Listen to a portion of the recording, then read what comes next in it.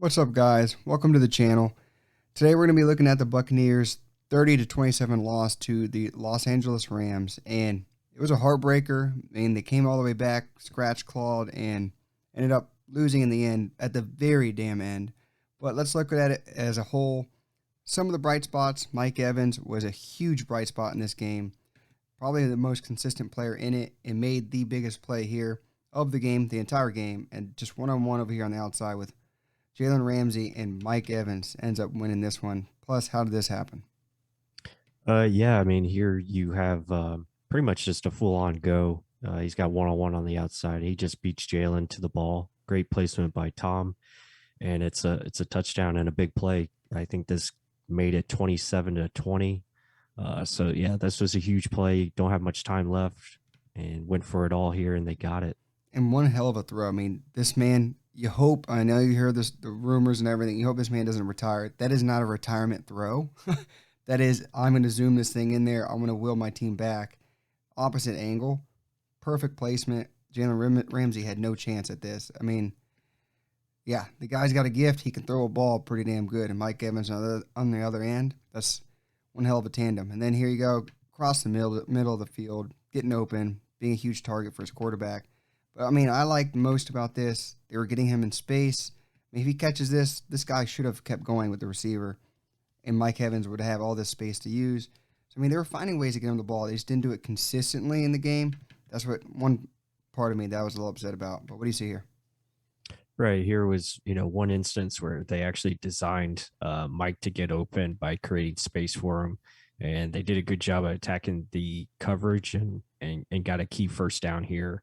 I think it was 3rd and 7, so did a good job of connecting there. And then here again, just Mike being physical, creating space here on I believe Jalen Ramsey again, and just does what he does, and fights for that space, gets the ball, and then gets yards after the catch with nice stiff arm, Yeah, being physical. this was a big matchup leading into the game. Everyone said how Jalen Ramsey was kind of beating up Mike Evans prior to the matchup. And look at Jalen Ramsey looking for a flag, crybaby over here.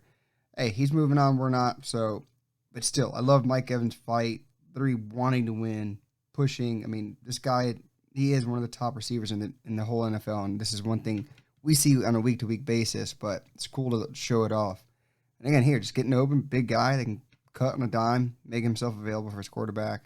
I mean, he had a big game. It just wasn't enough in the end. Now we're gonna break down everything that happened that are attributed to the loss. So this offensive line, everyone knows. I mean, look at the breakdown here. Everyone's just coming in. There's no time. Gio Bernard's going to be wide open. I mean, even have Tyler Johnson going across. I know Plus isn't the biggest fan of that guy, but the offensive line, Tristan Wirfs was out this game. You're only all pro you have in the offensive line, and that shows right there. I mean, it would have been a wide open access point to pick up yards, and it just couldn't happen because the time wasn't there. Break it down.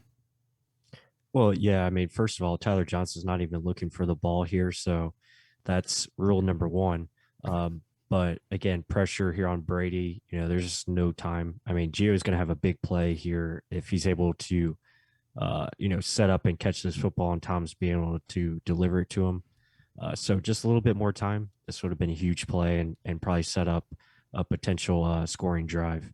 And then here, my favorite, Tyler Johnson dropping the ball. Again, opportunities for first downs. It's a well designed play. Just player not executing. You got to catch this. Yeah, it And doesn't. just It's in your definition of as your position, your receiver. Catch the ball, receive the ball, get the first down. You're right at the first down marker. Good job. Thing is, he didn't catch it. Those who complain that Tom threw it behind him, okay, if he throws it forward, he gets laid out, or it's the possibility of getting tipped in the air. That's a placement ball for a reason. Catch the ball, your receiver. Going on here, it's just more. Where's it? Where's their area to go? Tom's trying to scramble out, find someone. I mean, this is possibility of Fournette right here. He just didn't go to him. I mean, this is what they were doing all game, giving pressure in coverage zone, coverage sacks. I mean, it was complicated for Brady, nonetheless. Break it down. yeah, this goes to more of the game plan and just what they were trying to do against the Rams defense. It wasn't very good consistently. So I mean, and And unfortunate for Tom, he was facing a lot of pressure in his face. They were doing a good job of, pushing the pocket into him. So he didn't really have opportunities to step up or go anywhere. So yeah, it was just unfortunate. This was happening a lot during the game as we continue.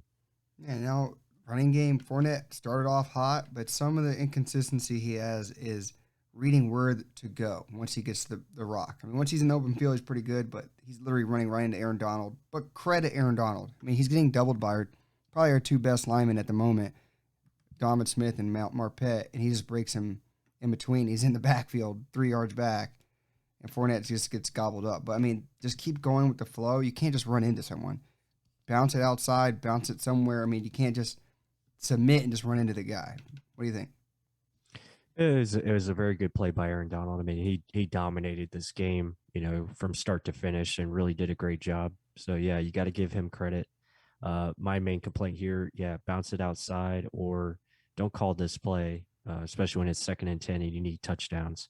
I think they ended up settling for a field goal here and kind of cost them, especially when you need points. And then here, again, just having more opportunities to have time in the pocket and deliver this ball with more force, probably get a touchdown here. So that previous play, doesn't hurt you as much. And then this, yeah, it just comes up short.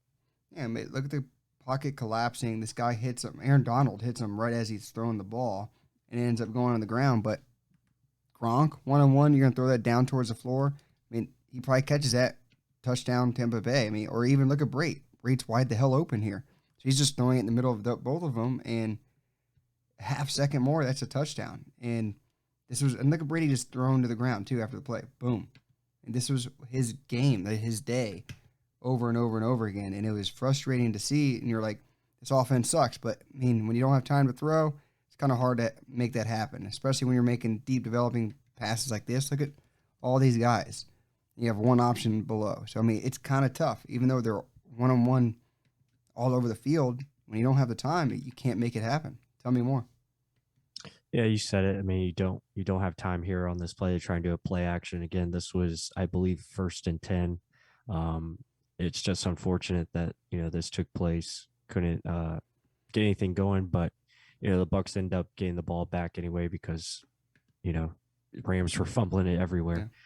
But yeah, it's just unfortunate. And again, here another one. I think this was a 4th down play. Just bad luck here because this ball gets tipped up and then Mike gets nailed and we don't get the benefit of the penalty. So yeah, it's just tough. Yeah, and then woulda, coulda, shoulda.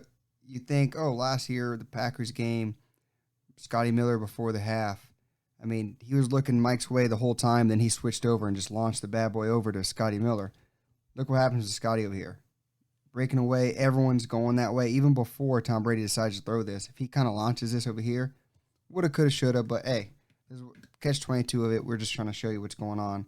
And then the last second kind of things. Like if he gets hit there, we get a flag and we convert a 1st down. Now the ugly of the ugly. No one wants to see it, but we got to show it. Cooper Kupp, best player on the Rams. You would think you'd double this man. You'd pay attention where this guy is. The Buccaneers and their lack of awareness at times. How the hell do you not know where this guy is on the field? How are you not saying, let me not allow this one guy to beat me? Mike Edwards, I have no clue what the hell he's looking at. It looks like it's going to be a cover 2 somewhere your side of the field. This cannot happen. What the hell? Tell me more. Yeah, I mean, you just it makes no sense because, like you said, you have that responsibility, that deep half of the field. Okay, if Stafford's going to throw this to the middle of the field, then let him throw it there. Let him make the tougher throw. You don't give up this kind of space to Cooper Kupp, especially on a 3rd and 20. And you got to help out your teammate. Carlton's expecting help over the top, and it's not there. I mean, that's just not good football. And this was one of the times where Todd Bowles had the coverage right, and guys just didn't execute it like it should have been. Yeah, a lot of people want to point fingers as the coaches, as the players. This one, you're out of assignment. Why are you guessing where you're going to go? You need to react, and you just didn't do it there. The offense knows where to go. You need to see what's happening in front of you and react to it, not just make a wild guess. This isn't the casino over here. And now the play that broke every Buccaneers heart, that ended the Buccaneers season, ugly. I mean, they call an all-out blitz, cover zero, just going all in. Last second call, BA says he did it.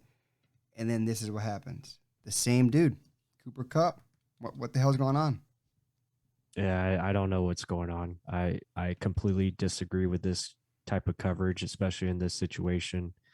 I mean, they have the ball at looks like the 44-yard line.